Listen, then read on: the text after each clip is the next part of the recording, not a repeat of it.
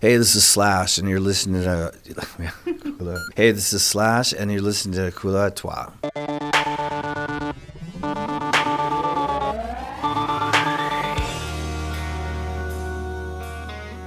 The youth of America, or the youth of in general, has changed a lot.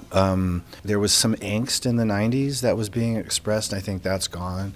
And so kids are having their issues, but it's not such a big unified thing that starts a movement. It's really become the digital age, and it seems like everybody's sort of focused on video games and their phones and their computers and all the stuff that you can do with all that. You know, it's hard to say where it's going to go or where we're headed, but I did notice that there's a lot of young bands coming out right now where kids are focused on at least something that has a certain kind of attitude to it, which I think is what rock and roll is all about. It's not necessarily the guitar style or the music. It's about a feeling of identity and about expressing yourself the way that you want to say it, not taking shit from anybody, not thinking about what other people think of you and all this whole other thing, and just being individuals.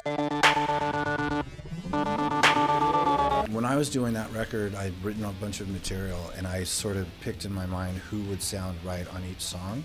And that was the criteria for picking the singers, was what type of vocalist each song called for. Miles was the only singer that I didn't know how he sang, and I called him as a shot in the dark at the very end of making the record. If I was making a record right now, I'd have to have all the music and figure out, but I don't have any real intentions of making another record like that.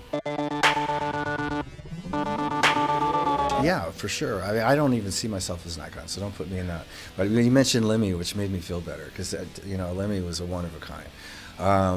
You never know who those are going to be coming up. It's really hard to say, but there's probably somebody up there that's working on something, be it a singer or a guitar player or a bass player or whatever, that we're not aware of yet, that will all of a sudden be really important to a lot of people at some point in the not too distant future.